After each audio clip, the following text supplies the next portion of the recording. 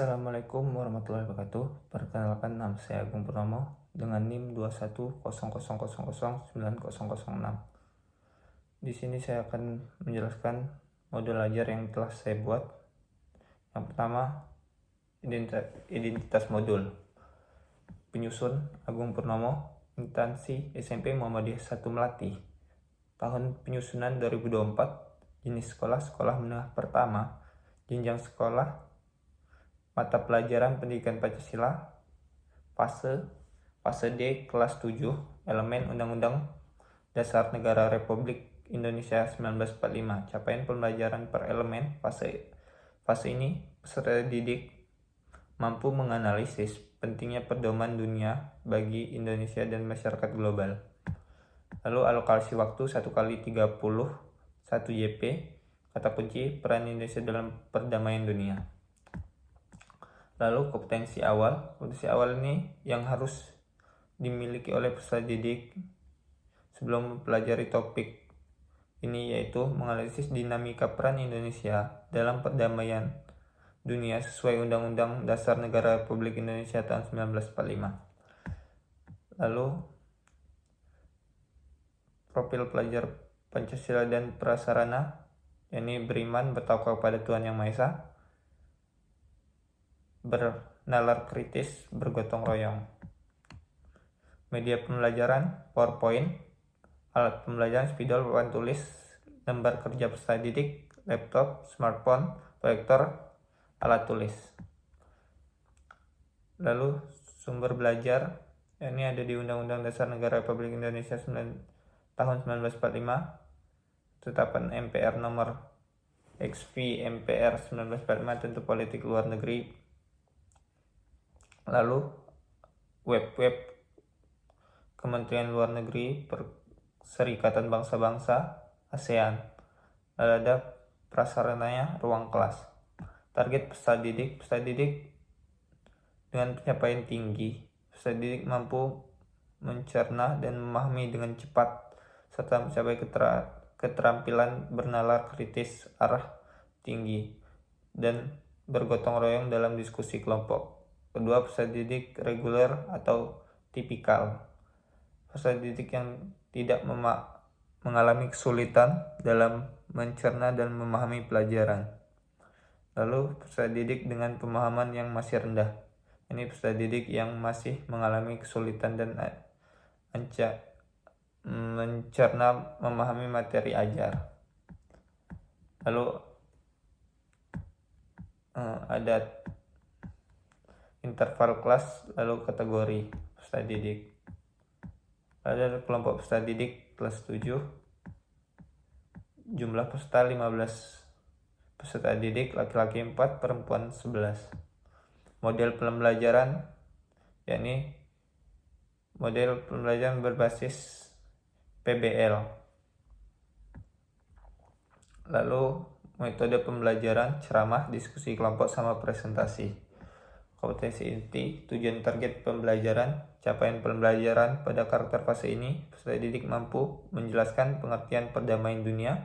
Peserta didik mampu menganalisis pentingnya perdamaian dunia bagi Indonesia dan masyarakat global. Serta peserta didik mampu mengidentifikasi ancaman terhadap perdamaian dunia serta peserta didik mampu menjelaskan peran Indonesia dalam perdamaian dunia sebagai platform, dan kebijakan peserta didik mampu mengembangkan rasa nasionalisme dan kepedulian terhadap isu-isu perdamaian global. Lalu tujuan pembelajaran, ini ada yang pertama, menjelaskan pengertian perdamaian dunia, menganalisis pentingnya perdamaian dunia bagi Indonesia dan masyarakat global, lalu mengidentifikasi ancaman terhadap perdamaian dunia, menjelaskan peran Indonesia dalam perdamaian dunia melalui berbagai platform dan kebijakan, lalu mengembangkan rasa nasionalisme dan kepedulian terhadap isu-isu perdamaian global. Lalu ada asesmen formatif, diagnostik awal, kognitif, asesmen formatif diskusi kelompok, lalu asesmen formatif presentasi. Lalu ada pertanyaan mantik. Yang pertama, Menurut kalian, apa yang dimaksud dengan perdamaian dunia? Mengapa perdamaian dunia penting bagi Indonesia dan masyarakat global? Lalu ada yang ketiga, apa saja ancaman yang dapat mengganggu perdamaian dunia? Lalu yang keempat, bagaimana peran Indonesia dalam menjaga perdamaian dunia? Kegiatan pembelajaran. Ini ada kegiatan pembelajaran, kegiatan pendahuluan, yakni guru mengucapkan salam, berdoa, dipimpin oleh ketua kelas, menanyakan kabar peserta didik, menyemangati peserta didik dengan menanyakan kesiapan peserta didik dan kebersihan kelas. Lalu ada apresiasi, guru menyampaikan materi tema kegiatan pembelajaran, yaitu akan dilakukan dengan pengalaman peserta didik melalui pertanyaan pemantik. Guru menyampaikan tujuan pembelajaran, teknik, dan asesmen pembelajaran yang akan dilakukan. Lalu ada sebelum masuk ke inti pembelajaran, guru mengajak peserta didik untuk menyanyikan lagu Mas PPK. Peserta didik diminta untuk melakukan asesmen awal. Lalu masuk ke kegiatan inti, guru memaparkan materi dengan metode ceramah tentang jenis-jenis perdamaian dibantu dengan media PowerPoint.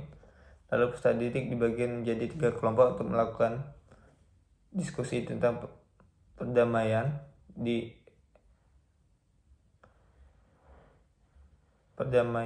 LKPD.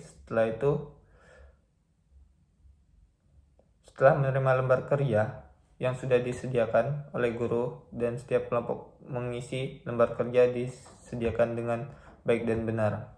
Lalu setiap kelompok menceritakan lembar kerja yang sudah disediakan. Setiap kelompok dimulai berdiskusi.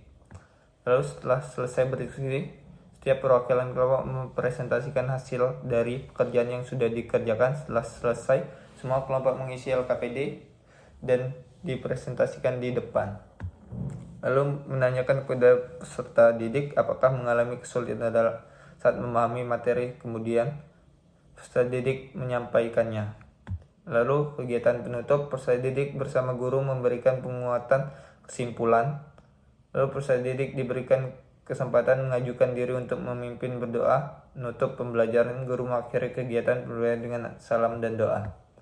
Lalu refleksi peserta didik dan guru. Refleksi peserta didik dari proses pembelajaran hari ini, hal yang saya pahami. Lalu dari proses pembelajaran hari ini, hal yang belum dipahami. Lalu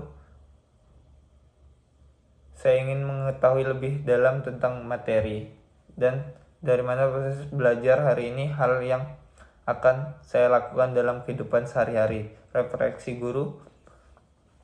Yang pertama, apakah pelaksanaan kegiatan sudah sesuai dengan perencanaan? Lalu apa yang dirasakan baik dari pembelajaran ini? Apa yang dapat dilakukan untuk memperbaiki kegiatan pembelajaran berikutnya? Lalu ada rubrik asesmen penilaian, asesmen dan teknik penilaian, yakni ada penilaian pengetahuan, penilaian sikap sosial dan spiritual, lalu ada penilaian keterampilan.